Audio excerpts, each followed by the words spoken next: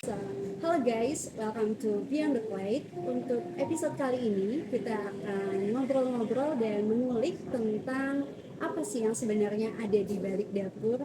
Tentunya dengan orang yang sangat berpengalaman di bidangnya dan juga jam terbangnya udah tinggi banget nih. Tinggi ya jamnya ya. Oke, di sebelah saya sudah ada Chef Sukma.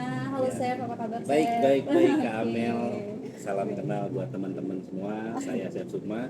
Oke. Saat ini bertugas di Grand Anson Puncak sebagai eksekutif chef yang membawahi perdaturan atau apa itu kitchen and restaurant. Dan sebelumnya kita sebenarnya aku nih pernah bekerja bersama juga ya saya Sebelumnya bareng ya. di salah satu hotel dan aku kenal Chef Sukma itu kalau dari luar kayak humoris banget, nggak pernah marah ya Chef ya Di kelihatan. luarnya ya. Iya nih, tapi kan Oke. kita nih makanya aku tertarik banget untuk mengulik lebih dalam tentang cerita-cerita yang di balik dapur, tentang setiap makna yang ada di balik setiap rasa dan prosesnya. Boleh, Mungkin silakan. aku akan mulai dengan pengalamannya, dengan awal mulanya Chef ada di bidang food and beverage Indonesia. Kalau aku lihat sebelumnya aku sempat kepoin juga nih untuk LinkedIn-nya Chef. Oh, Aku oke. lihat dan Chef juga ternyata lulusan SMK 3 ya? Saya dari SMK 3 Bogor. Sama. Alumni. Oh, Alumni adik kelas juga. berarti ya. Adik kelas. Lulusan dari SMK 3 Bogor, Mhm. terus lanjut di STP STP Sahid Jakarta. lanjut mulai karir juga, mulai Dari paling bawah. di food helper ya, Food helper. food helper, terus ada juga mulai dari posisi Posisi berikutnya paling sampai bawah naik sampai posisi tertinggi saat ini.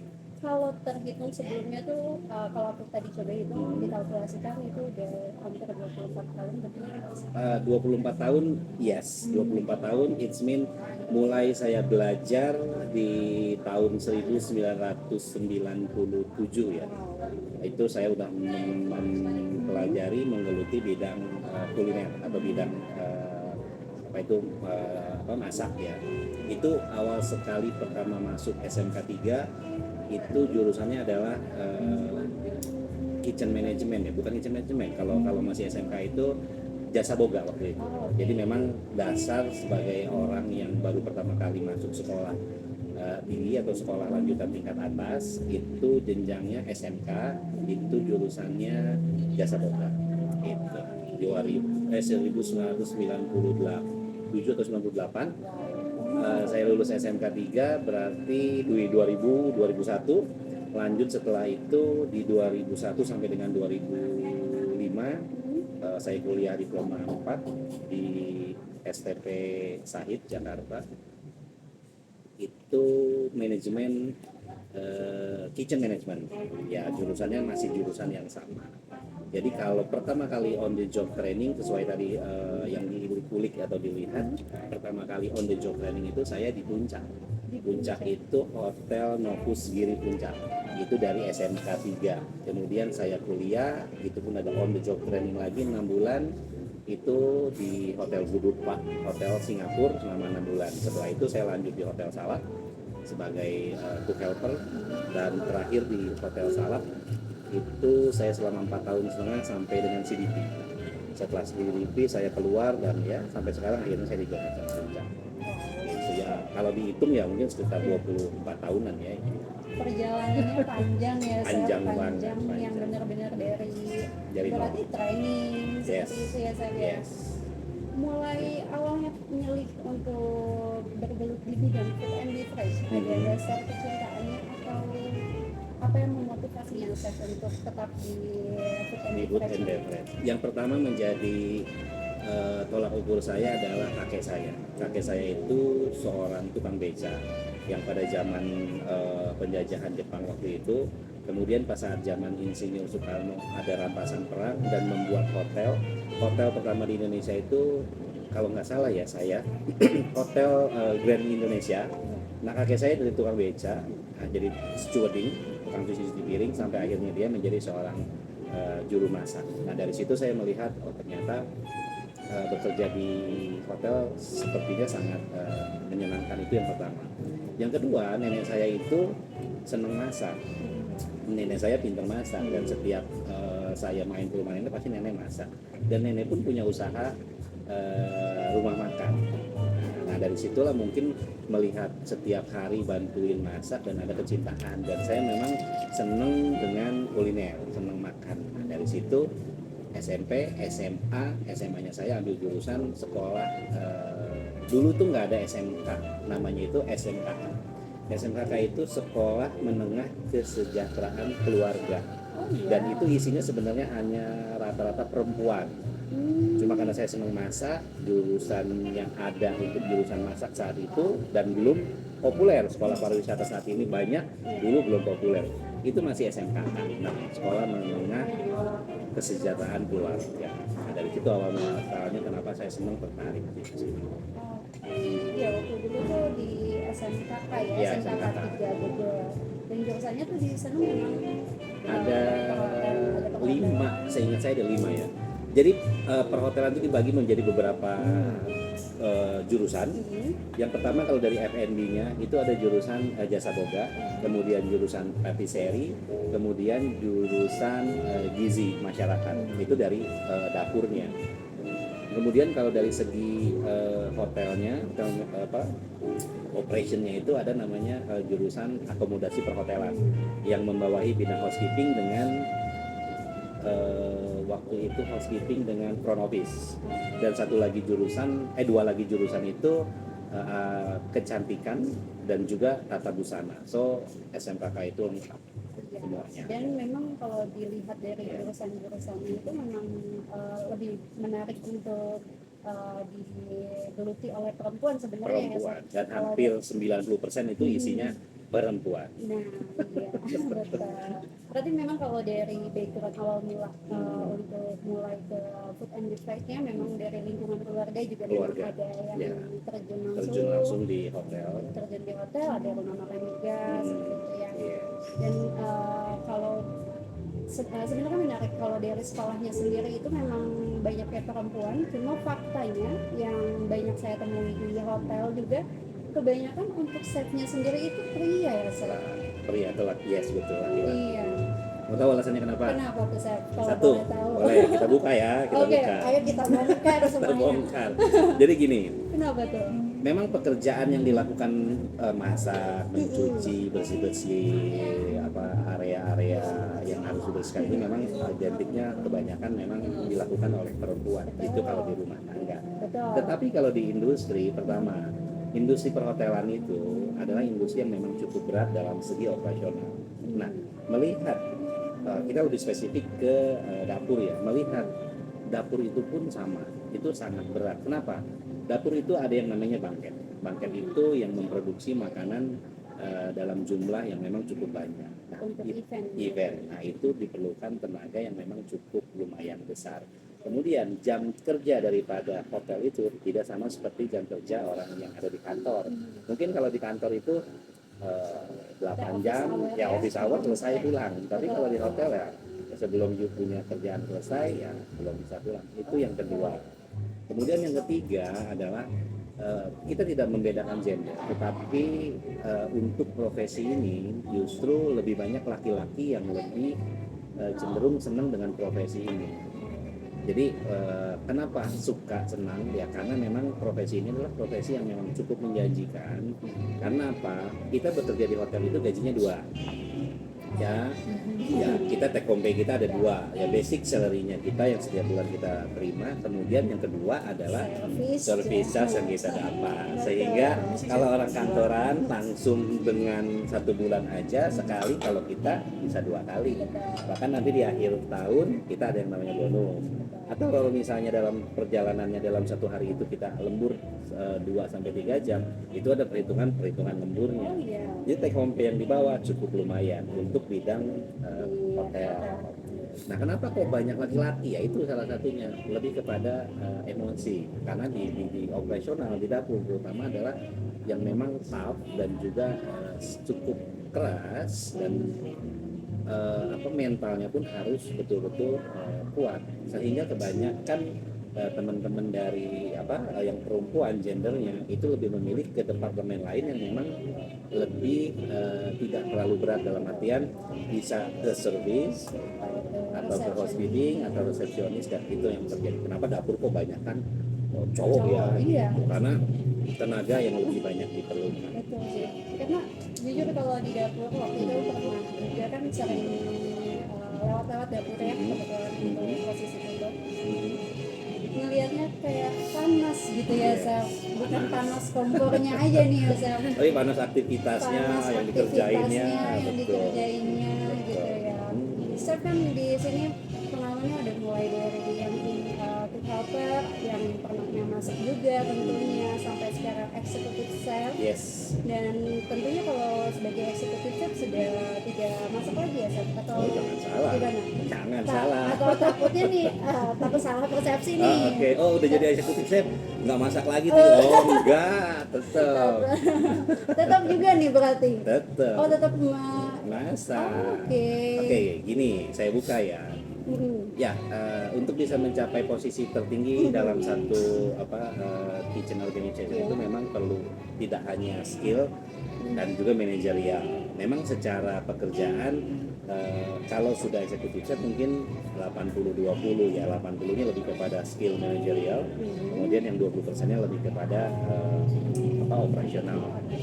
Tapi begini, kalau saya karena masak itu adalah skill itu harus selalu diasah dengan cara setiap hari atau berdalam waktu 1 minggu berapa hari itu kita tetap melakukan aktivitas pekerjaan memasak. Untuk apa? Untuk ya kita tidak menghilangkan passionnya kita. Kalau dari segi saya, jadi eksekutif chef nggak masak, no, eksekutif chef tetap masak. Tetapi yang dimasak itu adalah satu menu baru, kemudian menu-menu promo, kemudian menu yang memang kita siapkan khusus untuk VVIP atau VIP guest, owning company dan lain sebagainya ya. Kita yang harus handling itu. Karena memastikan makanan itu disajikan sesuai dengan standarnya, dengan kualitasnya, dan juga pasti tepat waktunya, dan itu diperlukan keahlian yang khusus itu sih. Jadi eksekutif chef tetap masak harus gitu. Bahkan di waktu senggang pun kalau lagi libur di rumah ya senangnya masak dengan anak-anak, dengan istri pasti. Dan itu masih saya lakukan. Oh, baik. Jadi ya itu juga menjawab salah satu pertanyaan yang belum dilontarkan. Karena posisi yang baru sebagai eksekutif chef ini jadi kayak esensi masaknya tuh hilang nggak ya? Tapi ternyata tetap di maintain juga dengan tetap ikut terlibat ya, chef ya. Yes. Betul. Harus terlibat di setiap operasional, sehingga kedekatan kita dengan emosional dengan teman-teman yang ada di dapur, kemudian selain daripada planning, action, kemudian organization, dan dengan kita masuk ada di dalam dapur pun itu adalah salah satu controlling. Karena yang terpenting itu dalam operasional dapur, controlling yang terpenting, sehingga konsistensi makanan yang disajikan atau hidangan yang disajikan itu sesuai dengan standar yang sudah chef buat. Itu konsistensi. Menarik terkait konsistensi dan standar yang chef buat. Di sini kan tentunya tamu-tamu yang datang kan dengan berbagai macam preferensi mereka masing-masing. Dimana chef menemukan satu titik kesamaan untuk menyajikan satu menu yang ini tuh semua pasti suka, ini tuh semua pasti diterima di semua lidah. Nah, sebagai seorang chef kita tidak boleh kuno, kita tidak boleh berpikiran bahwa makanan saya ini adalah makanan yang paling enak. No, saat ini adalah banyak sekali tren-tren makanan-makanan yang viral ya. Itu promo juga ya. Promo juga. Nah, sebagai seorang chef, kalau saya menyisikan ya minimum ya sedikit, paling sedikit 20-30% itu khusus untuk observasi untuk diri saya sendiri. Observasi dalam bentuk apa, chef? Satu, kita buku belajar pasti harus tetap kita jalankan, yang pertama. Yang kedua, setiap minggu saya pasti kunjungan ke restoran-restoran di mana yang memang makanan itu viral. Misalnya contohnya hari ini yang lagi viral coklat Dubai. Nah, dan saya coba coklat Dubai dan saya harus bisa bikin seperti orang-orang jual. Itu proyek saya ada coklat Dubai. Kemudian ada yang namanya Frombolini lah, atau apalah itu jenisnya, dan saya harus truffle. Nah, itu adalah makanan-makanan yang memang fusion, yang memang saat ini banyak orang-orang inovasi untuk bisa menciptakan makanan-makanan baru. Sebenarnya itu adalah basic makanan yang lama, makanya tampilannya saja. Nah itu sebagai seorang chef harus bisa menyisihkan waktu, biaya untuk kita jajan, sehingga menu yang kita punya itu selalu up to date.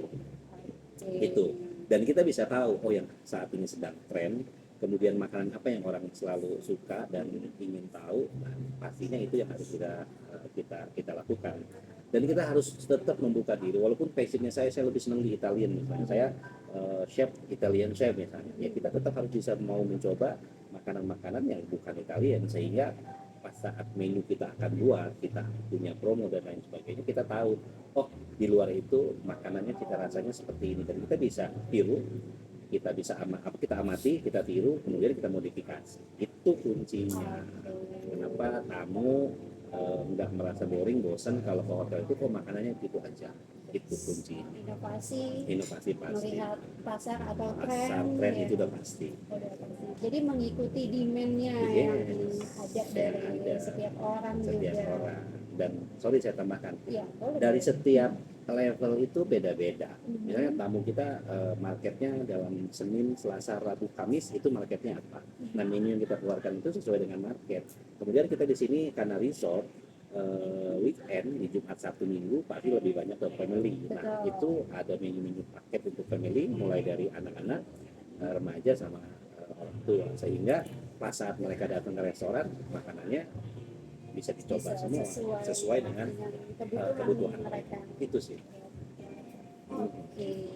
Ya, menarik banget kayak ya ternyata untuk menemukan satu menu aja tuh prosesnya lumayan panjang gitu ya. Untuk jajan dulu. Iya. Lalu pasti ada produk gagal dan sebagainya juga, trial errornya. Trial error itu udah pasti ada. Karena di saya pun saya punya tim L&D ya, tim Learning and Development. Jadi setiap minggu itu saya kasih project ke saya punya head chef. Nah projectnya itu apa? Nanti dari situ mereka buat learning development. Kita punya konsep seperti ini, kemudian mereka buat produknya. Nanti setelah itu mereka presentasi. Setelah presentasi baru kita launching. Ini sesuai tidak dengan standar sama trend kita saat ini. Dan itu learning development kita di sini jalan. Kalau dari informasinya berarti kita masukan juga sangat menyediakan banyak kebutuhan dan sesuai dengan tren juga ya pasti. Dan kalau kamu tanya misalnya chef tamunya hari ini Korean misalnya, dan tamu yang membawa itu misalnya grup, nah itu kita sesuaikan. Iya, karena di-adjust. Misalnya chef ada tamu Korea, kemudian untuk makannya budgetnya sekian, chef menunya bisa create apa, nah itu akan kita create. Setelah kita create, kita kasihkan ke PIC-nya, PIC itu pilih, nanti mereka datang menu sesuai dengan yang mereka minta. Dan itu adalah kelebihan juga Nasan Puncak. Jadi every single things pun apa yang tamu inginkan, tamu perlukan, kita fulfill dengan kita hitung pastinya cost dan lain sebagainya, sehingga tamu pun bisa terpenuhi keinginan gitu. Jadi dimaksimalkan di preparation-nya juga dengan preferensi masing-masing juga. Menarik. Pasti menarik. Iya. Apalagi kalau liburan ke Nasan Puncak nggak ada bosannya ya. Bisa kali ya. Bisa, boleh. Oke. Tapi ini bagus banget sih, maksudnya si hotelnya. Aku kan ini pertama kalinya aku ke Grand Aston Puncak. Yes. Dan sepanjang jalan itu disuguhi pemandangan bagus banget. Pastinya. Terus tiba-tiba udah nyampe, dan itu benar-benar nggak yang masuk kemana-mana, itu di depan jalan langsung masuk ke lobby. Dan megah seperti lukisan tapi asli. Ini nanti aku tampilin ya untuk di sini. Kalian kalau ke Grand Aston Puncak harus ke Plum Restoran. Karena di sini tuh sebenarnya indoor, jadi bakal nyaman banget, tapi view-nya itu bagus banget langsung ke pemandangan pegunungan alam. Nanti aku tunjukin setelah ini. Boleh, silakan. Kayak gitu. Dan tentunya pasti banyak menu-menu yang menarik ya, Chef, di Plum Restoran. Nah, Bicara mengenai menu, karena ini konsepnya beda. Saya Ya. punya ada 2 restoran di sini. Oh iya, Ya. pegang dua berarti. Pegang 2, restoran kita ada 2 di sini. Nanti saya ajak kamu ke bawah. Oke, Ya. menarik, seru.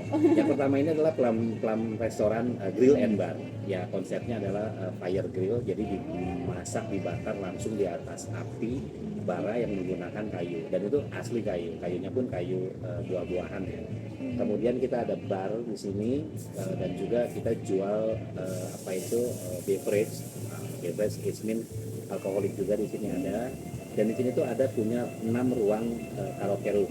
Jadi KTV ya, untuk family karaoke room itu cukup untuk di kelas area puncak itu yang terbaik bisa kami sampaikan itu, dan terbagus lah ya, itu yang pertama.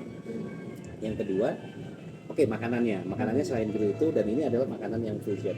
Jadi Middle East ada, kemudian Asian ada, kemudian ada juga bukan kita sebut Western ya, continental food lah kita sebutnya. Jadi di sini kompleks semua ada, termasuk dengan Indonesianya. Asian itu termasuk dengan Indonesian itu ada. Jadi ini lebih fusion dan kompleks. Kemudian satu lagi, Altius Restoran itu lebih kepada Indonesian food, dan lebih spesifiknya lebih kepada karena kita adanya di puncak, Sundanese. Jadi hampir makanannya hampir 70% itu lebih ke Sunda. Gitu. Jadi kalau tamu-tamu pengen Sunda-Sundaan adanya di bawah, tapi kalau pengen grill-grillan atau fusion adanya di atas. Kalau yang di bawah berarti buat tempat breakfast mungkin ya, atau Breakfast, beda yes. lagi? Oh, Kita all day dining kita ada di bawah di breakfast. Terkadang plum ini pun kita pakai untuk breakfast karena jumlah kamar kita ada 205 kamar. Jadi dengan 205 kamar, kalau satu kamarnya 2 aja udah 410. Iya. Tetapi rata-rata satu kamar itu bisa 3 sampai 4 karena family kan. Betul. Akhirnya ya bisa sampai 500-600 dalam satu hari. Ya breakfast kita buka 2 tempat. Gitu. Berarti di sini juga tetap buffet juga ya? Tetap buffet ada. Tapi untuk breakfastnya aja. Kalau lunch dinnernya kita alasan. Oke, jadi kalian kapan main ke Asam Puncak? Anytime, ditunggu kapan aja. Iya. Anytime, pokoknya kita open. Walaupun hanya chef, saya nggak nginep ya di hotel, tapi ya cuma pengen menikmati pemandangannya, Iya. makanannya itu feel free. Kita buka untuk tamu-tamu di luar yang memang tidak menginap. Kalau ikut kalau untuk yang buffet breakfastnya sendiri itu bisa juga dari Bisa, outsider? bisa. Oh, oke. Kita hampir setiap hari ya, itu bisa sampai 10, bahkan bisa sampai 30. Itu ada yang namanya Sanmori, itu ya motor-motor gede, kemudian tamu-tamu yang punya villa di sini. Nah, mereka breakfastnya ke kita. Hampir setiap hari itu ada. Karena memang Gitu. Kita worth open it ya. juga Worth it. dengan pengalaman yang bisa didapat Yes, sih, gitu. dan juga tentunya makanannya Makanannya sih yang pasti. dijual juga. Kalau dari menunya sendiri, kalau yang di yang Plum restoran ini tadi kan konsepnya ada yang grill, dan itu kalau menunya itu musiman atau memang menunya akan selalu ada gitu? Oke. Kalau menu kita selalu upgrade ya. Dalam artian seperti ini, kita ada yang namanya menu engineering. Nah, menu engineering itu umum seperti hotel-hotel lain pakai atau restoran. Kita melihat setiap 1 minggu, kemudian 1 bulan, dan 3 bulan sampai dengan 6 bulan. Mana menu-menu yang populer, mana menu yang tidak populer. Biasanya setiap 6 bulan sekali itu kita revisi. Menu yang populer tetap kita pertahankan, tetapi menu yang kurang populer itu akan kita analisa.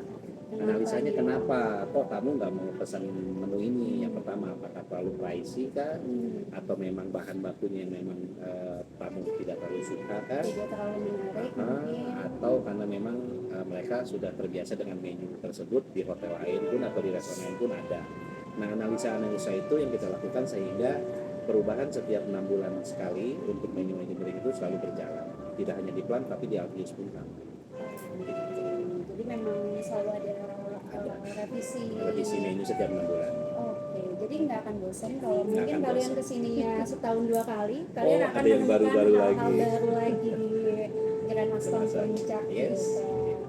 Oke, kalau misalkan bergeser sedikit terkait dengan pelayanan, di sini kan ya namanya kita di dunia hospitality ya, Chef, kita Yeah. pasti selain menjual produk yang tentunya memang harus berkualitas, kita juga menawarkan jasa pelayanan Yeah. secara kita deliver ke pelanggan atau ke tamu gitu. Kalau untuk dari menangani si keluhan-keluhan atau yang tidak sesuai dengan ekspektasi tamunya, atau sebelum keluhan itu terjadi, hal preventif apa yang chef lakukan untuk memenuhi ekspektasi tamu? Nah, ini cukup menarik Oke. karena beda tamu, beda hotel, nanti beda treatment ya. Betul. Yes. Dari Jadi berbagai hotel bagi juga berbagai ya hotel beda pelajarannya. pelajaran. Nah, kalau kita lihat, kita bicara trennya sama segmennya hotel Ashram ya. Grand Ashram Puncak itu punya segmen tersendiri. Yang pertama, tamu walk-in itu ada berapa persen, kemudian tamu dari online travel agent itu berapa persen, kemudian dari corporate dan juga dari government itu ada beberapa persen. Boleh saya buka, di sini kita juara di OTA, online travel agent. Yang kedua adalah tamu walk-in. Nah, dalam 1 bulan itu mungkin kalau dipersentasekan tamu kita itu dari online travel agent itu hampir 47 sampai dengan 53% diisi oleh tamu-tamu dari online travel agent dan juga tamu dari walk-in guest ya. Nah, online travel agent itu kita punya marketnya sendiri, kita bagi ya. Ada yang market dari Timur Tengah, kemudian market lokal, sama market yang memang traveling pas saat mereka jalan. Nah, itu kita lihat. Nah, dari segmen-segmen itu kita bisa melihat kebutuhan daripada tamu. Nah, sebelum tamu itu merasa tidak nyaman dengan apa yang kita punya di sini, nah kita bisa lihat tamu dari Middle East sukanya apa, kesenangannya mereka apa. Nah, dari situ kita siapkan dan sediakan sehingga mereka tidak perlu komen ataupun komplain kalau pas misalnya mereka akan menginap nanti begini begitu dan lain sebagainya. Contoh, tamu-tamu dari Arab Saudi atau dari Timur Tengah itu tidak bisa menggunakan toilet yang bidet ya kalau kita sebut itu yang otomatis, tapi dia harus dengan menggunakan jet supaya ya. Nah, di situ ada beberapa kamar yang memang kita siapkan untuk tamu-tamu Arabik sehingga pas saat mereka masuk di toilet di bathroomnya itu sudah ada jet pesawat. Itu yang pertama. Kemudian yang kedua, Saudi itu suka dengan sandwich, kemudian makanan-makanan tradisional mereka, dan itu kita di sini ada, sehingga pas saat mereka mau makan, mereka tidak harus mencari restoran Arabic restoran yang ada di area sini, di sini pun bisa. Kemudian kebiasaan mereka dengan shisha, kita siapkan di ujung itu bisa kita lihat itu shisha kita ada di sini. Nah, itu untuk tren contohnya misalnya tamu-tamu Saudi. Nah, kalau tamu-tamu lokal biasanya bawa dengan family. Nah, kita siapkan ruangan khusus, memang ruangan anak-anak itu bisa bermain. Kita ada namanya kids corner sama kids area activity. Nah, kita pun punya program sehingga tamu keluarga yang datang menginap tidak boring, tidak hanya masuk ke kamar istirahat lihat TV pemandangan, tetapi aktivitas di luar situ banyak sehingga rasa boring ataupun rasa tidak nyaman itu hilang. Nah, untuk bisa mengantisipasi itu kita harus bisa melihat segmen tamunya kita, segmen pasar kita, kemudian mereka itu kebutuhan dasarnya untuk menginap itu apa. Apakah untuk Ya. liburan atau untuk Liburan, sekadar ya. kerja atau meeting, banyak corporate juga di sini. Banyak di sini Oh, corporate. Jauh ya, jauh. mainnya corporate ya. Dan government juga government banyak. banyak. Wow. Itu yang tadi saya sampaikan, Senin, Selasa, Rabu, Kamis itu corporate itu hampir 70%, kemudian governmentnya pun 30%. Jadi ya lumayan corporate-nya banyak di sini. Karena aktivitas outbound-nya di luar pun itu banyak kita ada. Biasa buat gathering kayak gitu ya. Ya. Jadi kebutuhan dasar daripada tamu-tamu kita penuhi. Karena gini, hotel isinya pasti akan sama, kamar pasti ada, restoran pasti ada. Sekarang apa sih yang membedain Grand Ashram Puncak dengan hotel-hotel yang lain? Apa sih, Chef, kalau sih ya boleh itu? tahu? Ya itu yang tadi saya sampaikan. Jadi tidak hanya menjual fasilitas yang orang punya, tetapi kelebihan adalah servis yang memang hotel lain tidak berikan, kita berikan.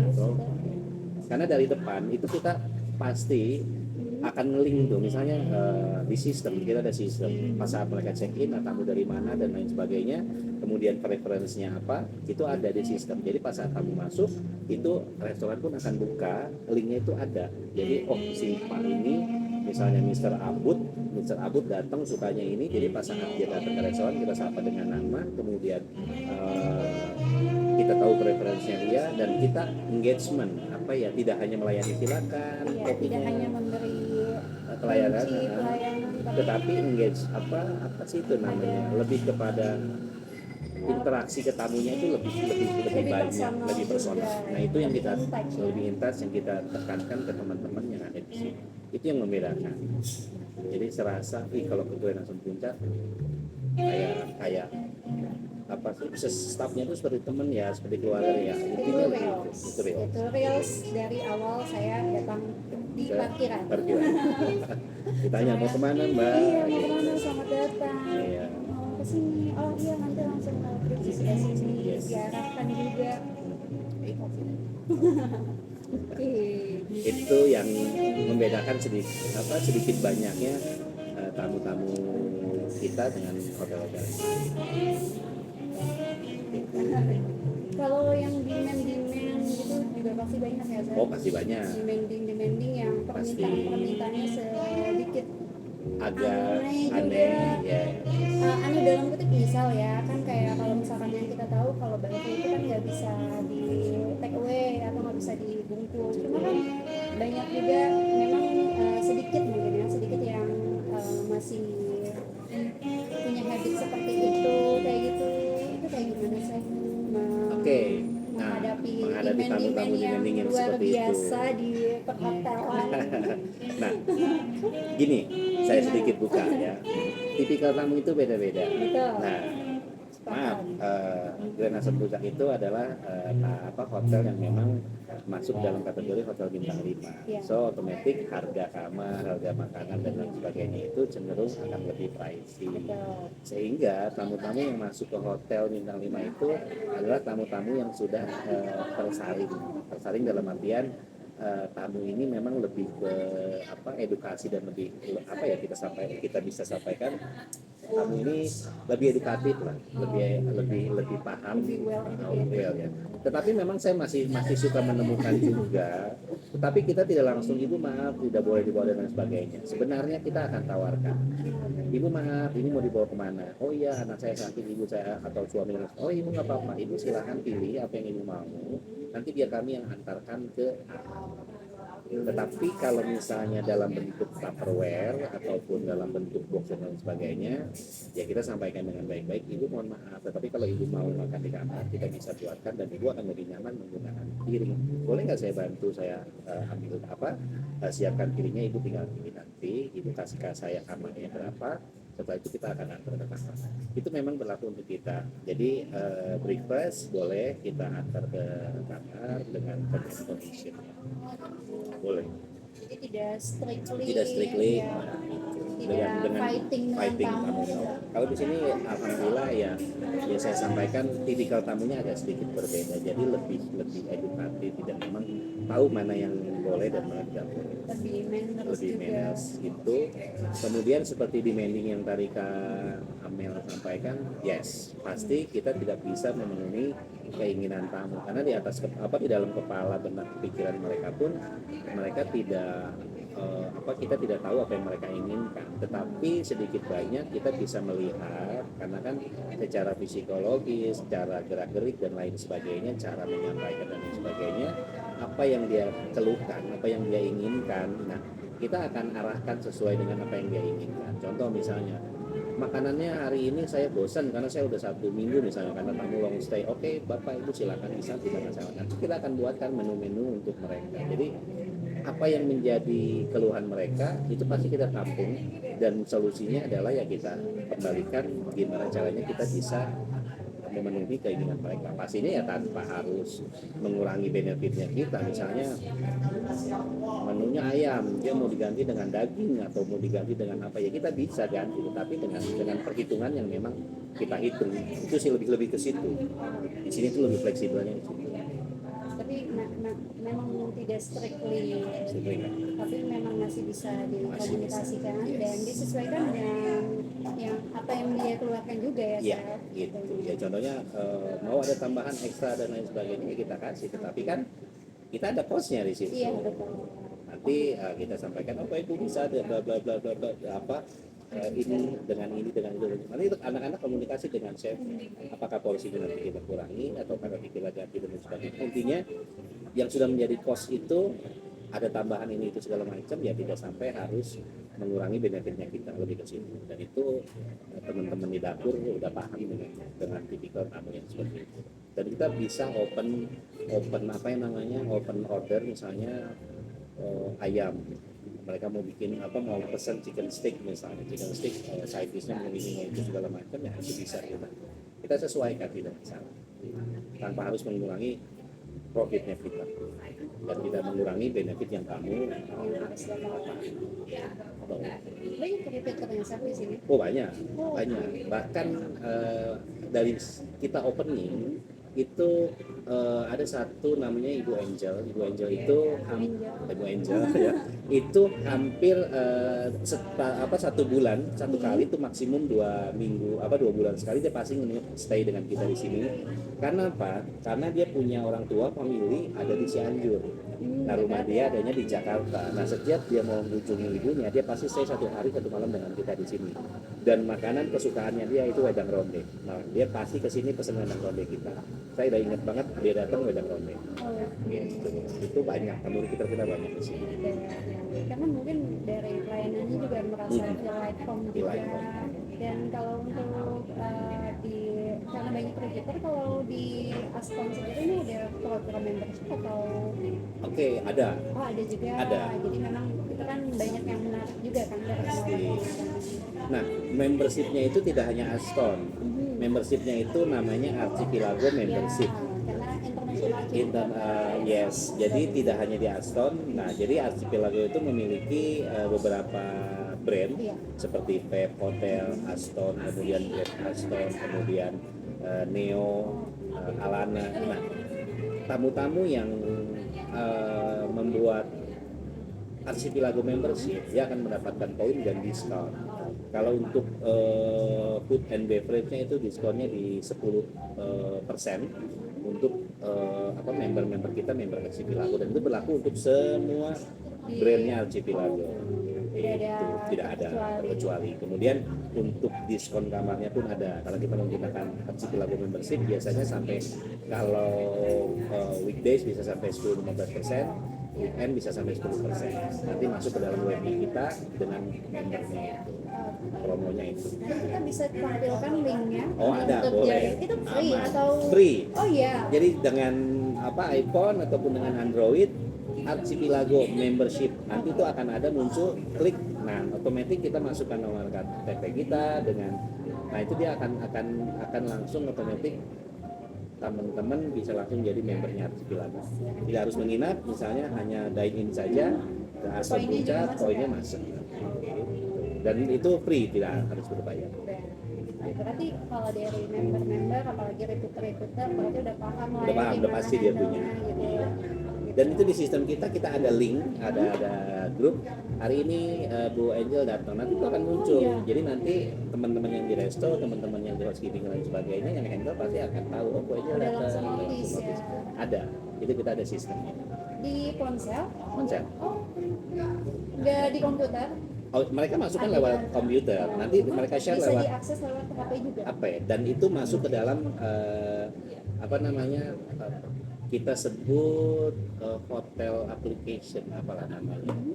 Kita Archipelago itu punya khusus sendiri aplikasi itu, dan kita tanpa harus buka laptop, tanpa harus buka PC, komputer, di sini pun sudah ada di handphone. Jadi kita hanya tinggal buka, klik berapa okupansi kita hari ini, berapa yang datang, berapa, kemudian siapa. Software sistemnya tuh bisa di handphone, di HP. Itu canggih sih. Gitu. Dan itu banyak katakan kayak gitu. Belum, Archipelago yang punya itu, dan semua staff bisa akses itu karena mereka yang menjadi pegawai Archipelago pasti punya satu account, yang akunnya itu mereka bisa buka, sehingga informasi-informasi yang ada di dalam hotel itu mereka bisa tahu.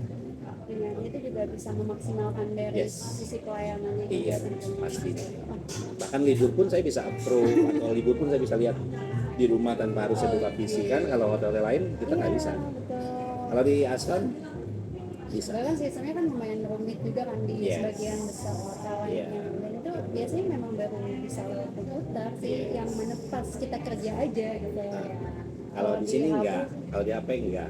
Saya bisa tunjukkan, saya bisa buka. Nanti terkoneknya dengan email yang kita yang kita punya dari email itu, kita bisa buka sistemnya. Jadi berbasis dengan Google ya. Kita hanya tinggal buka di aja. website atau Website. di website. Kita ada linknya, dan itu kita ada kalau di dalam handphone itu apa ya namanya, yang Ada untuk purchasing juga. ada purchasing untuk order, untuk approval. Kemudian kalau Simple banget ya. kita mau ke front office atau ke accounting dan lain sebagainya, dia hanya tinggal klik aja, ada semua di sini. Jadi tanpa harus buka PC, tanpa harus buka laptop, dimanapun anytime kita bisa akses. Bisa Hari ini memantau bermantau. juga ya. IP yang datang siapa, kita tinggal buka. Jadi nggak ketinggalan ya. Mungkin saya mau minum dulu, nggak apa-apa. Oke. Aman ya. Aman. Oh, saya di sini minumnya jahe. Chef ini pasti selalu punya menu khusus untuk atau minuman khusus preferensinya chef sendiri. Waktu di salah hotel sebelumnya juga ada kan? Ada Kalau di hotel sebelumnya apa tuh chef? lemon tea. Lemon tea. Dan Ya. itu takarannya harus sesuai juga. Sesuai. Jadi gini, dari zaman dulu saya paling senang dengan lemon tea, dan dimanapun itu pasti teman-teman tahu lah ya, pasti ada lemon tea, dan itu teh yang kita buat, kemudian tunggu sampai 3 menit. Setelah 3 menit kita angkat tea bagnya, tunggu sampai dia tidak terlalu panas, kurang lebih sekitar suhu di berapa, 40 ya, suhu kuku lah ya gitu, suam-suam kuku, baru masuk ke lemon, sehingga vitamin C-nya nggak akan hilang. Jadi kalau bikin teh atau lemon tea, kalau saya bukan dalam keadaan lemonnya dimasukkan masih dalam panas-panasnya. Jadi tehnya 3 menit, setelah 3 menit tunggu sampai dia suam-suam kuku atau 40 derajat Celcius, baru masukin lemon zest, baru kita minum. Oke, itu tipsnya. Lanjut. Mungkin nanti Tips kalau mau coba lemon dulu. tea. Iya, kalau mau coba boleh. Boleh. Kita post Dia di Pullman gitu, dan sebelumnya juga di Novotel Iya. kan. Kamu pun ketemu teman-teman chef banyak gitu. Iya, Terus betul. kenapa jauh-jauh ke puncak yang notabene jauh Jauh ya, banget. Kok kepikiran, kok si Chef Sukma gitu. Karena ya itu dari awal waktu pas masih kerja bareng tuh aku kayak ngerasa chef menyenangkan, terus Kan galak kooperatif loh. juga, kayak enak ngobrolnya gitu, kayak apalagi kan aku juga kan belum banyak bisa tentang ini juga kan tugas kan sebenarnya. Tapi udah semester berapa sih sekarang? Aku kan lagi lanjut S2. Oh, alhamdulillah. Ini di semester 1. Lagi Oh, berarti UAS. sama dong. Saya juga semester 1, sekarang lagi lanjut S2. Di mana? Saya di STP Sahid. Jadi Oke, saya mau yang linear dalam artian SMA-nya, S1-nya, S2-nya linear. Karena kan saya pun sebagai seorang eksekutif chef, juga saya sebagai pengajar. Saya itu dosen. Oh iya. Saya pertama saya ngajar itu di STP Sahid. STP BHI Bogor. Jadi Bogor Hotel Institute waktu itu. Sekarang udah jadi Sekolah Tinggi Pariwisata Bogor. Itu pertama kali saya ngajar selama 4 tahun. Kemudian saya 5 tahun ke luar negeri, pulang dari luar negeri saya ngajar lagi tuh di STP Sahid. STP Sahid saya ngajar, kemudian di The Chef saat ini saya pun masih aktif mengajar. Dan saat ini dunia pendidikan, kampus untuk bisa mengajar S1 minimal harus S2. Nah, makanya saya ambil program S2 1. Ya di tempat kerja saya pasti pun akan berpakai kan. Dan yang kedua adalah sebagai chef itu kan nggak ada pensiunnya. Iya. Kalau pegawai negeri pensiun ada Betul. uang pensiun. Betul. Nah, kalau chef selain buka usaha ya harus salah satunya adalah ngajar. Nah, saya punya cita-cita itu 2, Mel. Cita-cita pertama saya itu jadi chef, dan yang kedua itu jadi guru. Nah, alhamdulillah sepanjang karir saya tuh cita-citanya dua-duanya tersampai. Jadi alhamdulillah jadi chef juga, jadi guru juga, dosen. Berarti udah banyak ngajar juga. Ngajar Ini banyak. tapi pembagian waktunya gimana? Nah, itu sebelum dikomplain saya 5 hari kerja 2 hari ngajar. Oke. Tetapi setelah dikomplain sama anak di rumah, yang komplain bukan anak loh, bukan istri loh, tapi anak ya. Oh iya. Apalagi sudah berkeluarga juga teman-teman. Gimana Iya, membagi waktu bagi waktunya. untuk keluarga, kerjaan, diri sendiri Iya. tentunya, Gitu. ngajar juga. Betul. Sekolah lagi, Sekolah lagi. Dan 5 dan sekarang saya ikut program apa namanya, program dari Arsipilago, program untuk pendidikan selama 9 bulan ke depan, program untuk jenjang namanya kita AMDP untuk proses mengisi kekosongan hotel manager ataupun general manager di properti portfolio Arsipilago, dan itu ikut. Nah, saya bagi waktunya gimana? Nah, pekerjaan yang paling menyenangkan adalah hobi yang terbayar. Betul. Nah, jadi selama saya 5 hari kerja, itu adalah hobi saya. Jadi setiap hari ada di hotel itu sesuatu yang menyenangkan. Jadi hiburan itu yang pertama. Yang kedua, mengajar adalah cita-cita saya, dan itu pun hobi. Boleh jadi dikatakan bukan hobi ya. Cita-cita yang dibayar juga.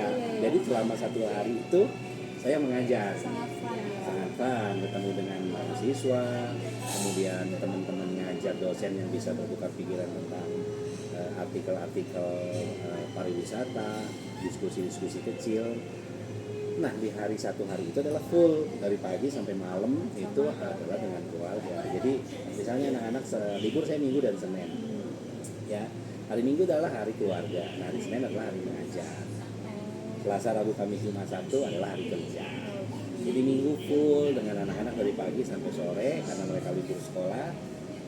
Dari bangun pagi ya itu aktivitasnya dengan mereka semua. Dan itu dilakukan dengan passion. Dan juga dengan menyenangkan. Jadi saya belajar ngajarin anak saya masak di rumah loh, maksudnya aktivitasnya kita yuk kita bikin apa, mereka pengen ayah aku mau makan ini, ayah pengen ini, nah, itu bikin bareng-bareng dengan mereka. Jadi di rumah saya tuh ya kursus pribadi ya, private chef ya. Iya. Itu seru kan? Seru. Anaknya masih kecil-kecil. Oke. Nah, saya punya 4 anak. 4 anak ini laki-laki semua. Yang pertama itu SMA kelas 3, yang kedua SMA kelas 1. Nah, yang ketiga dan keempat itu adalah yang masih kecil, umur 9 tahun dengan umur 6 tahun. Jadi ya benar-benar yang ketiga dan keempat ini ya mintas banget dengan saya. Nah, kalau kakak-kakaknya itu ya paling kalau pas saat kita jalan keluar mereka kita makan bareng mereka ikut. Tapi kalau aktivitas itu mereka lebih punya aktivitas sendiri. Iya betul, apalagi udah gede. Udah gede. Tapi yang ketiga keempat ini adalah ya itu yang bikin kangennya ayahnya pulang hiburannya itu. Jadi pembagian waktunya itu. Kalau base-nya di sini juga atau Base apa? base tempat tinggal sama Oh, nah tempat tinggal saya di sini itu ada tempat tinggal sendiri. Saya ada rumah sendiri di sini. Selama saya kerja, saya pulang ke rumah saya. Nanti Sabtu malam pulang ke rumah di daerah Cibinong. Oke, Nah, jauh banget jauh, ya dari sini ya. perjalanannya 2 jam ya. jauh. Nah, itu adalah waktu yang memang dijadikan waktu apa sih? Waktu dengan keluarga. Tetapi kan sekarang handphone, video call dan lain sebagainya lebih kepada apa sih itu sangat membantu memfasilitasi apa namanya? Ini kamu punya ya? Iya, oh iya. Jadi di balik layar ini juga ada temanku, kawan-kawan namanya Lady Delta. Oke. Tuh. Gak apa-apa, kita santai aja ya teman-teman. Santai. Oke. Apalagi? Aku baru tahu sih kalau saya juga ngajar, dan Ngajar, saya sejujurnya itu juga menjadi salah satu alasan aku untuk lanjut S2. Karena memang aku sendiri juga berpikir bahwa apalagi aku sebagai perempuan yang mana nanti akan punya keluarga juga kan, insya Allah ya guys ya. Amin, pasti loh. Gitu. Nanti yang mana kehidupannya nggak bisa untuk tetap kerja di operasional terus kan gitu. Jadi aku mikir untuk lanjut S2 juga, nanti mungkin suatu saat aku bisa jadi ngajar juga gitu, dan bisa punya waktu yang lebih banyak juga tentunya sama keluarga nanti. Pastinya. Yaitu kualitas keluarga itu tergantung dari ibu yang ada di rumah yang akan nanti mendidik anak-anak ke depannya harus seperti apa.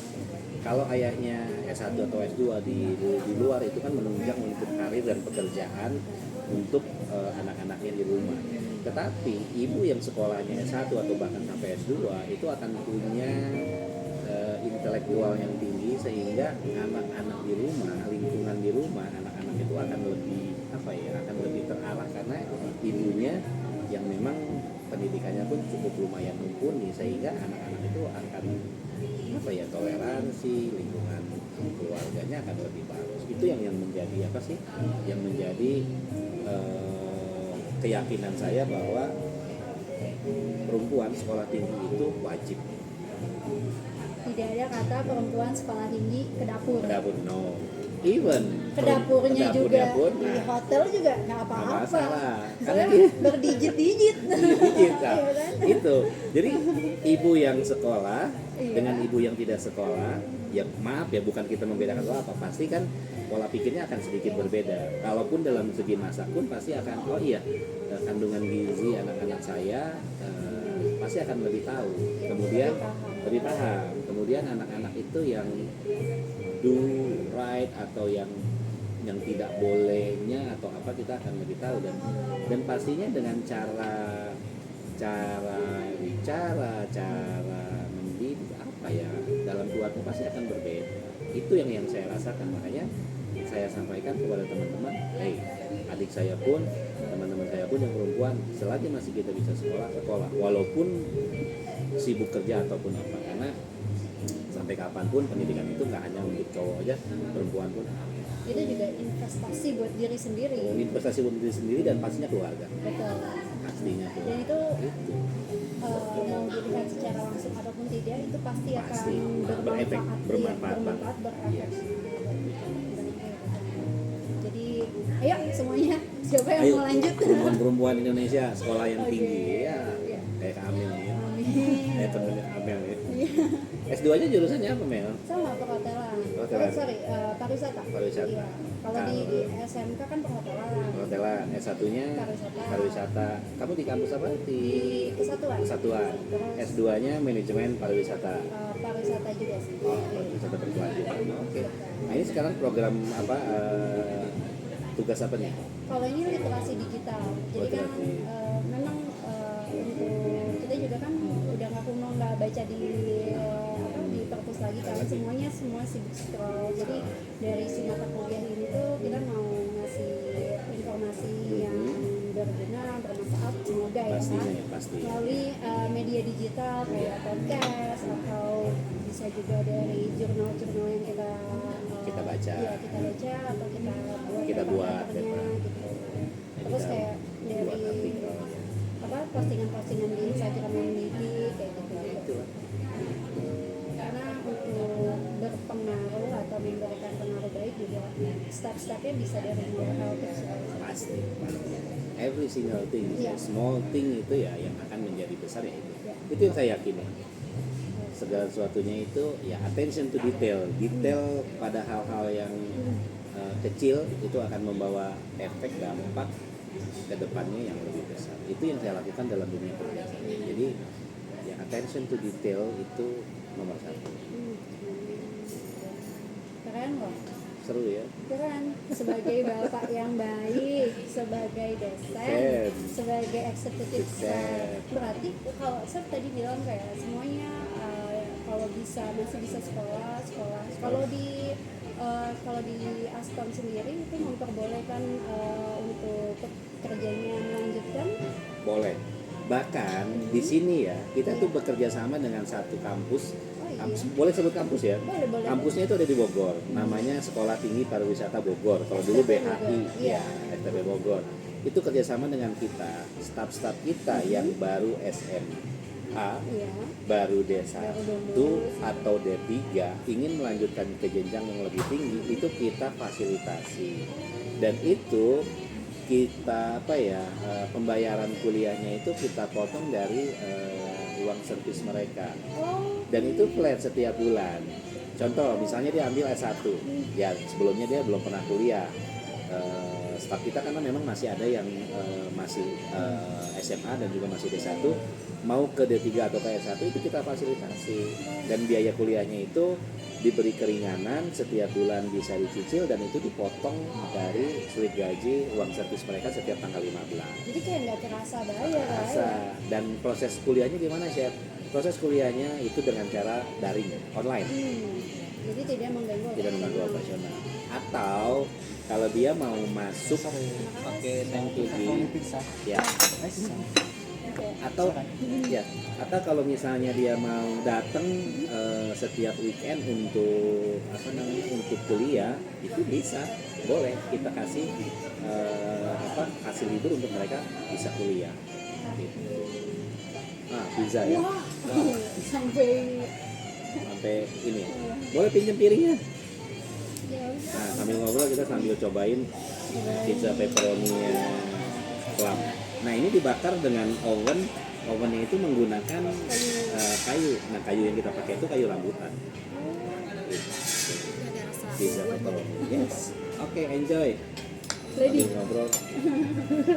Ya, Nah, ini sausnya. semuanya. Oke. Oh, by the way kayak tadi Nah, di Aston sangat mendukung untuk pendidikan tuh kayak pasti semuanya langsung kayak infolog. Iya nah. Semuanya yang mau tergabung nanti paling bisa cek di linknya, aktif juga ya. Sama main-main ke sini. Main ke Aston, ketemu Chef Sukma di sini. Iya. Anytime. Siap. Saya kerja itu pagi jam 6 itu saya udah keluar dari dari rumah. Jadi karena dekat ya, paling 10 menit paling lama 15 menit, nggak ada macet kalau di sini kan karena memang dekat rumah hotelnya. Jadi 10 menit, jadi jam 6:30 tuh udah di hotel, dan saya pulang paling lama kalau misalnya restoran udah bisa closing di jam 9 closing saya baru pulang. Karena memang ya itu kerjaan yang bikin kita hobi, dibayar ya itu. Tetapi kalau misalnya dengan keluarga di rumah atau saya kerja dekat rumah, pastinya ada waktu, misalnya di jam berapa saya harus pulang karena harus ketemu anak dan ibu pasti pulang. Cuma karena memang jauh, jadi ya saya lebih banyak waktu menghabiskan di hotel. Gitu. Makan. Aku mau makan ya saya dulu ya. Wah, udah dipotong ya. Enggak apa-apa. Enggak apa-apa. Kamu jurusannya sama? Enggak, aku belum lanjut S2 tapi selesai S1. Ambil dimakan apa? Sekarang di Sekarang kerja udah kerja di mana? properti aku, agent properti. Di Bogor, di Sentul City. Sentul City. Ketemu sama Ame atau teman sekolah? Teman les dulu. Les dulu ya. Tapi saya juga nggak pernah sekolah. Enggak pernah sih ya. Nggak tahu. Dari Amalia kecil sih kenalnya.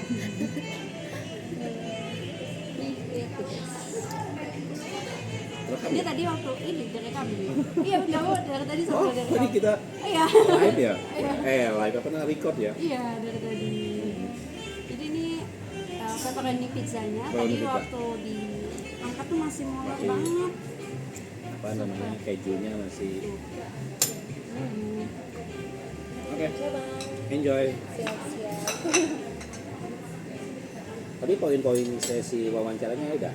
Pertanyaannya Aman. habis apa masih ada atau habis? Paling nanti ada beberapa lagi sih tentang. Nanti ada Tentang lagi dapur. enggak apa ya? Gak apa-apa. Jadi masih Mau kita sambil makan guys.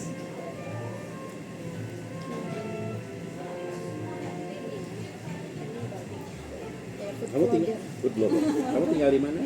Aku masih di daerah Bantar Jati. Bantar Jati. Pamikul ya. Dekat rumah mertua saya. Mertua saya Asta Jingga 3. Asta Jingga 3 itu di atas Jambu 2.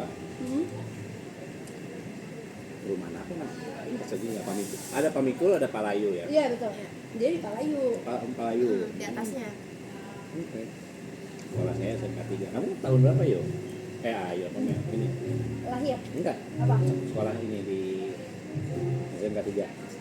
Aku lulus 2020. 2020 lulus. Ya 2000 2001 saya lulus. Iya, tadi Jauh ya gapnya. tadi tuh saya lihat di LinkedIn kan saya terus buka ya? aku buka dulu dong LinkedIn-nya. Terus lihat SMK 3 juga. Tapi dilihat tahunnya 2001. Berarti udah tua dong. Kelihatan tua nggak sih? Enggak ya? Enggak ya. Kan selalu happy. Happy ya. Umur hanya sekedar angka sih kalau buat saya. Tapi kalau jiwa, semangat, perasaan saya sih nggak berubah. That's why aku terlintas tiba-tiba kemarin kan kayak enggak aja ngobrol sama Sepsukma deh karena Tapi nomormu waktu kamu WhatsApp ada. oh iya Amelia, JRO, Novotel itu masih ada. Jadi pas kamu WhatsApp saya, ya memang nomormu masih ada. Makanya kalau Instagram Japri ataupun apa BM ini, apa namanya BM ya? DM jarang terbuka. Karena kan main Instagram itu kan nggak seaktif kayak dulu. terus waktu ditanya pernah wawancara atau diskusi langsung diiyakan. Baik. Karena saya senang ngobrol, Nah ya senang ngobrol. itu kayak wah rezeki banget. Berarti sekarang semester 1 ya? Iya. Aku ingat waktu pas itu pernah handle komplain bareng saya waktu di hotel Saya udah lupa tuh. terkait nasi goreng itu kan. Oke. Waktu itu nasi di buffet breakfast kan aku biasa Oh, kamu JRO apa namanya? Mingle ya? Ingat gitu. komen ya. Terus aku tuh nerima komplain katanya si nasi gorengnya ini tuh kurang kerasa asin dan sebagainya. Plain biasa. Iya, aku langsung ke chef terus ngomong. Terus di saat itu juga chef langsung Tamunya ke tamunya ditanyain preferensi siapa dan dibuatin langsung baru. yang baru. Lupa saya. Dan aku inget banget itu tamunya merasa merasa dimengerti dan dihargai masukannya, apalagi langsung take action kayak gitu. Jadi si tamunya tuh ngasih ulasan online yang positif. Jadi kayak from complain jadi compliment gitu. Itu yang saya lakukan di sini dan di tempat kerja saya sebelumnya pun pagi itu saya selalu ada di restoran dan saya itu keliling ngobrol sama tamu dan kita tuh punya JRO. Kalau misalnya ada JRO, chef ini tamunya komen begini begitu. Nah itu kalau saya langsung saya samperin dan saya ajak ngobrol. Biasanya tamu suka sampaikan makanannya kurang variasi chef. Nah agak ke JRO makanya kurang variasi. Saya samperin tuh, ibu maaf variasinya seperti apa yang mungkin ibu sekarang pingin makan apa. Nanti di situ, oke bu kasih saya waktu ya, nanti saya buatin seperti apa yang ibu inginkan sehingga ya kamu ngerasa ya itu yang saya lakukan. Small thing tapi big impact. Iya. Gitu. Jadi tamu akan ingat apalagi kalau misalnya oh chefnya yang datang langsung ya itu ngerasa ada pride gitu. Iya, gitu, pride kayak ini benar-benar didengar nih. Didengar. Gitu. Dan sampai buffet closing ataupun restoran closing saya masih di hotel ya kalau ada sesuatu mereka makan misalnya nanti setelah makan saya samperin ada ngobrol dan itu yang menjadi apa ya poin saya untuk bisa dekat dengan tamu dan apa yang tamu rasakan kita bisa langsung take action gitu kuncinya itu. Jadi bukan hanya sekadar maaf ya Chef. Kayak kita juga nggak cukup sama maaf. Apalah Gitu. maaf nanti salahnya diulang lagi ya Chef. Oke. Langsung take action Lagi? act of service. Kini pilihnya mumpung Dia masih suka panas. mau dikasih nasi gitu. Ah, mau saya bikinin pizza pakai nasi ya. Pakai nasi gimana? Ambil lagi nggak? Iya, Berarti kamu sama Ara dong di iya, sama Kak Ara. Ara udah nikah ya? Apa baru engagement Udah aja? nikah. Oh udah. Besok Azara loh. Iya, Kak. Hari Sabtu. Iya. Diundang juga. Diundang saya. Azara. Nah nikahnya itu sama temennya yang di sini. Karena dulu Azara tuh kan kerja juga di sini. Iya. Yang waktu itu kita ketemu di lift itu loh. Iya. Saya bilang ya udah Zara kesini. Terus ketemulah sama temennya beda departemen kan. Sampai akhirnya Zara pindah ke Punen. Dan mereka masih lanjut tuh. Alhamdulillah sekarang sampai jadi nikah. Oh, luar biasa.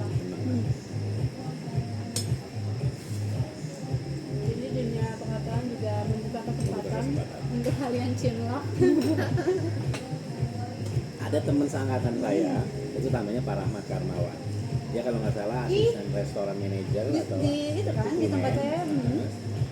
Nah dia itu teman seangkatan dengan saya tapi beda jurusan. Dia Oh, iya. akomodasi perhotelan, kalau saya jasa boga. Nah, itu teman berantem dalam artian ceng-cengan. Oh apaan sih lu tukang masak lu ini itu. Apaan sih lu Lu ngepel oke, gitu enggak. ya. Tuh. Dan kita ketemu itu setelah lulus daripada sekolah, baru ketemu lagi itu setelah berapa puluh tahun. Nah saya opening hotel Royal tuh ketemu dia. Boleh? Ya, ini nanti tinggal diedit aja. Tadi saya udah ngobrol. Kamu udah ngobrol sama Bu Dewi kan tadi? Udah. Ya, udah. Nanti tinggal direvisi Sama aja. nanti Vivi mau kesini. Aman? Oke. Gitu. Nah, Seru lah ya, dunia. tadinya juga mau atau mau sama Pak Rahmat juga kan. Pak Rahmat sedikit banyol juga ya Teh gitu. Cuma kayak terlihatnya lagi sibuk semua Sibuk. karena kebetulan nanti Baru besok- selesai tahun baru dan besok kan kita Chinese Iya, New Year ya. betul. Pokoknya harus habis. Ini gede banget, diameter Gede. berapa ini Kak? Diameter 35. Wah, Diameternya 35 pizzanya. Gede kan? gede banget.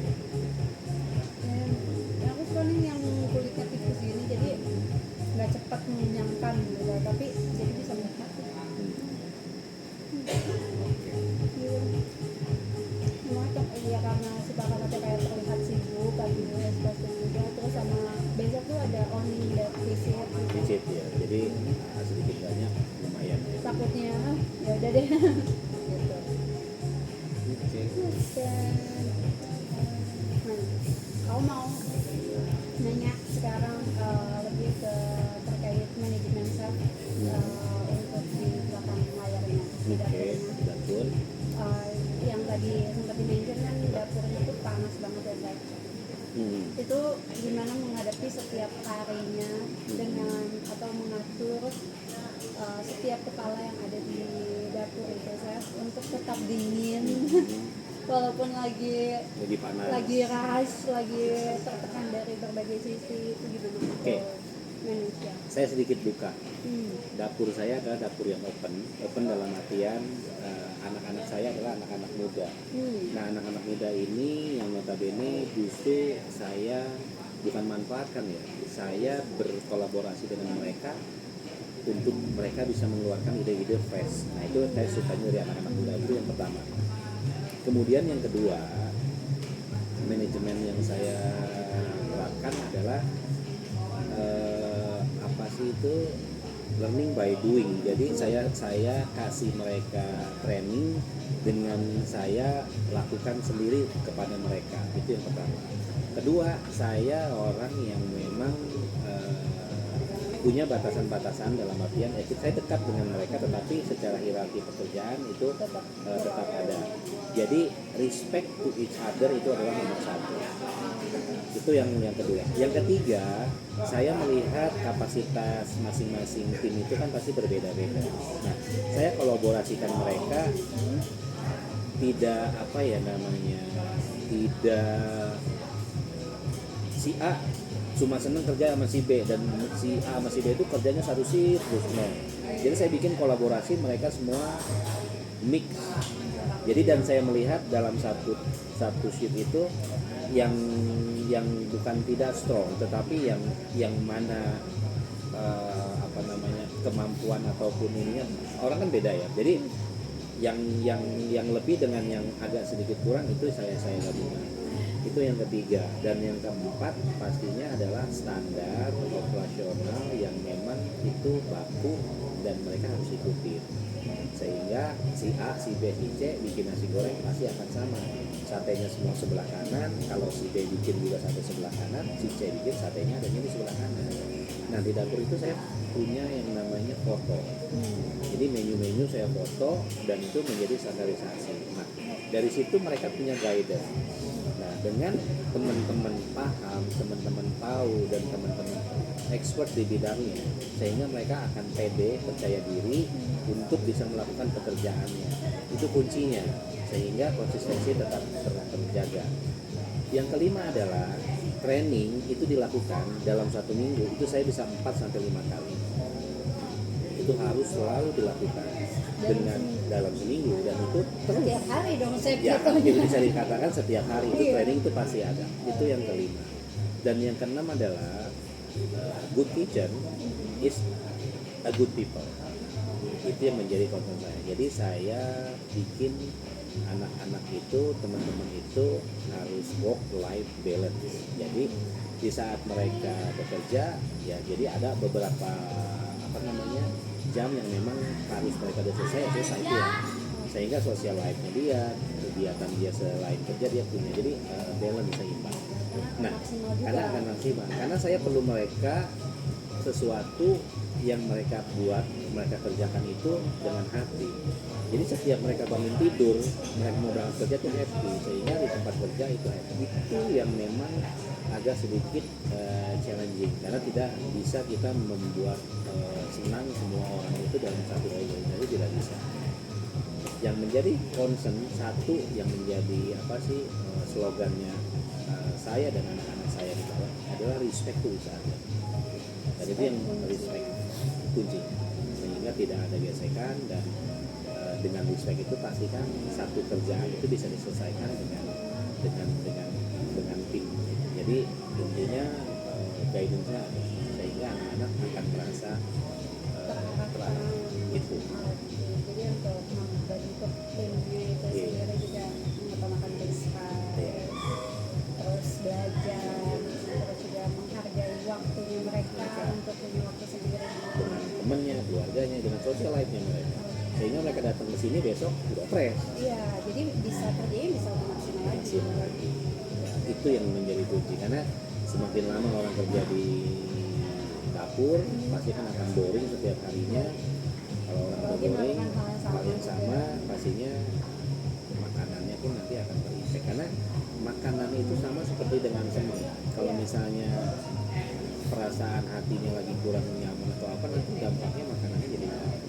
Dan di dapurnya chef, setiap section chef beliin speaker. Wah, buat enjoy. Enjoy. Ya, masing-masing kan ada sectionnya masing-masing. Mulai dari butcher, pastry bakery, garden master, main kitchen, kemudian ala carte kitchen, itu masing-masing ada speaker dan mereka boleh pasang speaker mau apapun itu lagunya, mereka sepanjang kerja mereka pakai music. Keren. Itu, Iya. dan kamu bisa buktikan di dapur saya ada speaker. Oke, boleh lihat. Boleh. Serius. Jalan lihat Oh, dapur kita saya. bisa lihat. Boleh. Oke, berarti ini paling nanti kita sebentar lagi ya. Kita selesai ngobrolnya nanti Ngobrol. ya. Oke, menarik. Berarti itu kan juga jadi bikin memotivasi si pekerjanya juga. Gitu, biar gak burn out juga ya. Nah, itu dia, Kalau saya bahaya itu sendiri pernah burn out. Ya, Yang namanya manusiawi lah ya. manusia. Ada masa-masanya, tetapi kalau udah mulai mendekati itu, ya kita mencari satu kesibukan, aktivitas yang memang menyenangkan hati kita. Biasanya saya izin Pak, kayaknya saya mau cuti nih sehari atau 2 hari.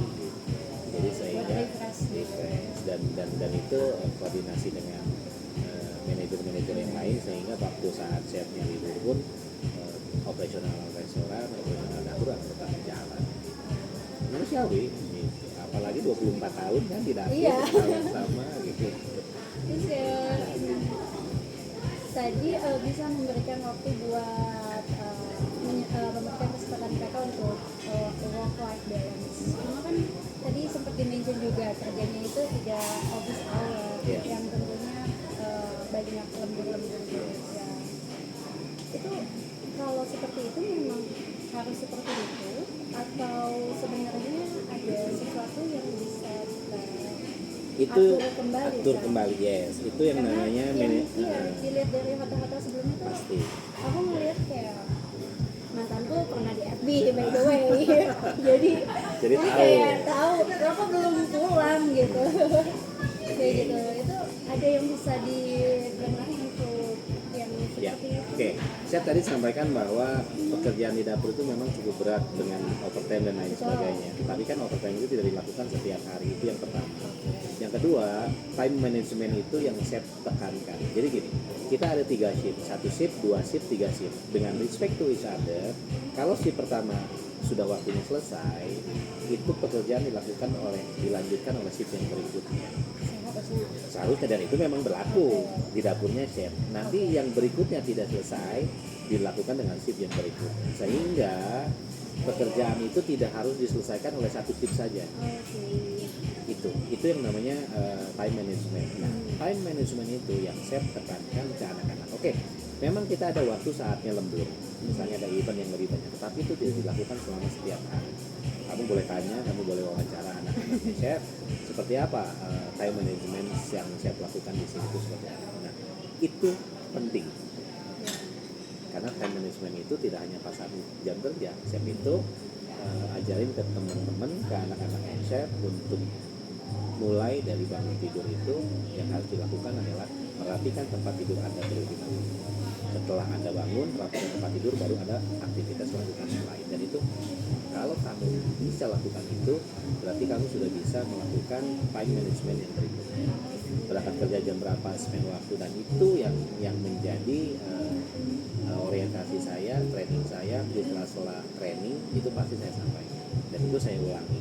Itu kan dari kebiasaan sehari-hari yang diimplementasikan di tempat kerja. Dan pertama dilakukan adalah rapikan tempat tidurnya sebelum kamu mandi dan sebagainya. Setelah tempat tidur rapi, kalau kamu konsisten lakukan itu setiap hari, time managementmu yang berikutnya bisa lebih terstruktur. Cobain. Oke. Dan itu yang agak tertampar sih saya Iya. jujur. Dan itu yang Terlihat saya dari mimikku aja ya. itu yang saya lakukan sampai dengan detik ini, sampai dengan saat ini. Bangun tidur yang saya lakukan adalah saya rapikan tempat tidur saya, baru saya masuk kamar mandi dan berangkat kerja. It will be challenging. Tetapi kalau kamu bisa lakukan itu, time management kamu berikutnya kamu bisa. Oke, nanti kita update ya bisa nanya. Oke. Itu. Oke, menarik banget. Oke. Jadi ya wajar, cuma nggak setiap hari overtime juga ya. Yeah. Tapi kan kalau misalkan tadi yang apa? Yang tadi dari satu shift ke shift berikutnya. Tapi kalau sudah diantisipasi dengan time management yang baik, berarti shift berikutnya, shift sebelumnya pasti sudah menyelesaikan. Dan itu yang terjadi di departemen kitchen kita di sini. Jadi terciptalah work life balance. Kemudian libur, kita kan 5 hari kerja, 1 hari libur. Oh iya, itu kan masih 61 nih. Iya, 61, tetapi kan kita punya ada yang namanya extra off 1 hari. So, 5 hari kerja setiap bulan. Setiap bulan satu anak-anaknya. Nah, pastikan mereka tidak melebihi jam kerja dalam 1 minggu itu 6 hari kerja, nggak boleh lebih, maksimum 6 hari kerja. Kemudian mereka harus libur dan dilakukan setelah libur. Misalnya hari ini masuk sore, besoknya libur. Nah, besoknya itu jangan dimasukin pagi. Jadi waktu libur dan waktu istirahat mereka cukup lebih ke situ. Dan itu scheduling pun sangat saya perhatikan. Jadi hak-hak mereka, kemudian cuti mereka, public holiday mereka, extra off mereka itu terbayarkan sehingga tidak ada penumpukan. Dan itu yang memang seorang manajer harus lakukan sehingga kesulitan dan juga kesehatan mental teman-teman yang bekerja pun itu kita perhatikan. Dan itu menjadi kunci sehingga teman-teman itu merasa nyaman dan memberikan sesuatu yang terbaik untuk perusahaan dan pastinya. Kesehatan mental menarik. Kalau dari timnya saya sendiri, apakah banyak didominasi dengan Gen Z atau dari seluruh kalangan? Oke. Saya hampir 70% generasi Z. Dan itu umurnya di bawah 25 tahun. Ya, nyala nih egonya. Nyala. Tuh. Kemudian tim saya itu 70% laki-laki, 30% perempuan. Jadi ada laki, ada perempuan, ada. Dan didominasi oleh generasi Z. Yang rata-rata umurnya mereka 25 tahun. Rata-rata 25. Dan yang paling Yang paling ya saya di bawah saya itu 37 tahun. 25 sampai 37 tahun. Berarti perjalanannya cukup menarik untuk Chef sendiri bekerja dengan yang segenerasinya, lalu Chef juga leader sebagai leader untuk generasi sebelumnya juga. Terus sekarang generasi Gen Z yang banyak banget disenggol, Chef katanya nggak bisa kerja. So Enggak, di sini bisa ya. bisa. Bahkan boleh diadu ya. Berapa kali kita ada kompetisi pun alhamdulillah saya turunin anak-anak saya ya mereka kan dapat juara. Terbukti karena generasi Z justru gini ya. Mereka kalau ditekan mereka akan kabur, mereka akan Mental health. no. Jadi gimana caranya kita masuk ke dunianya mereka dan kita gali potensi mereka untuk mereka bisa kasih ke kita, dan itu yang saya lakukan. Jadi buat saya generasi Z justru banyak ide-ide baru, ide-ide apa ya, Fresh, ya. ide fresh gitu. Kalau apresiasi menurut Chef itu penting nggak? Yes, Penting. penting. Bentuk Apresiasi itu apresiasinya. ya. Nah kalau kamu tanya bentuk apresiasi itu apa sih? Buat saya apresiasi itu tidak memberikan hadiah ataupun apa. Setiap hari mereka pulang izin pamit, saya selalu bilang thank you for today, you are a great chef. Makasih ya, hebat kamu hari ini. Dan itu adalah apresiasi yang selalu setiap hari saya lakukan. Bahkan di grup pun guys, thank you for today. Yang istirahat silakan istirahat, yang mau jalan dan lain sebagainya enjoy. Word of affirmation-nya tuh terpenuhi. Karena apresiasi tidak dalam bentuk I give you gift, no. Saya Just kasih thank kamu, you. no, just only thank you. Itu yang bikin mereka happy. Thank you ya hari ini, best. Dan saya kalau pulang selalu saya keliling semua, depan, belakang, atas, saya pasti keliling. Saya pasti handshake, makasih ya. Dan setiap pagi saya datang selalu saya sapa mereka, udah sarapan belum? Gimana? Anak di rumah kalau yang belum? Iya, iya. Gimana? Kemarin lu katanya berantem sama cewek lu ya? Nah, itu Real, Nah, karena itu saya real. mengalami. dan itu ambience itu yang saya bentuk sehingga ya teman-teman tuh merasa nyaman kerja. Karena saya butuh mereka, Iya, betul. bukan mereka butuh saya. No, saya yang butuh mereka. Karena saya bukan Superman atau superhero yang bisa Menghandle semuanya sendiri. Keren banget leadership-nya ya. Dan ini dipelajari selama 24 tahun, nggak yang langsung Nggak ujuk-ujuk langsung gitu ujuk-ujuk. ya. Gitu. Oke. Jadi saya kerja berapa tahun itu pindah. Saya punya leader, saya belajar dengan leader saya yang menjadi positif itu ya itu yang saya ambil dan itu yang saya terapkan dan sebagai seorang eksekutif chef saat ini sekarang ini ya.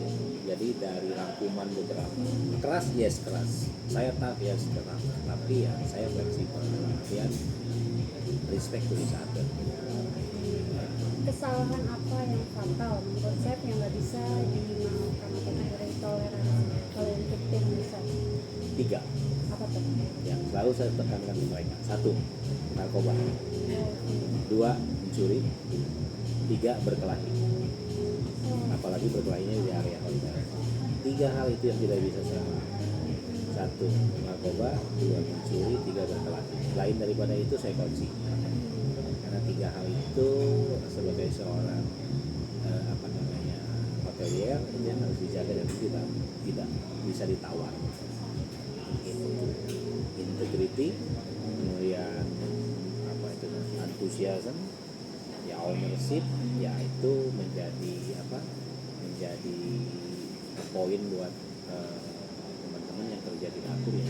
Integrity, antusiasme, kemudian ownership dan juga hal-hal yang memang bisa bikin teman-teman itu nyaman dan bekerja sesuai dengan standar SOP yang berlaku. Jadi 3 itu Tiga. yang tidak bisa Tidak bisa ditoleransi. ditoleransi. Oke. Satu lagi deh, satu ya. Boleh. Ini 3, 4, 5, ini 6, udah 10 lagi boleh. Ini kita dari jam 5 ya. Oh, masa ya? Iya. Nggak berasa ya? Udah gitu. Satu lagi ya, hal yang paling berkesan selama 24 tahun di Food and Beverage.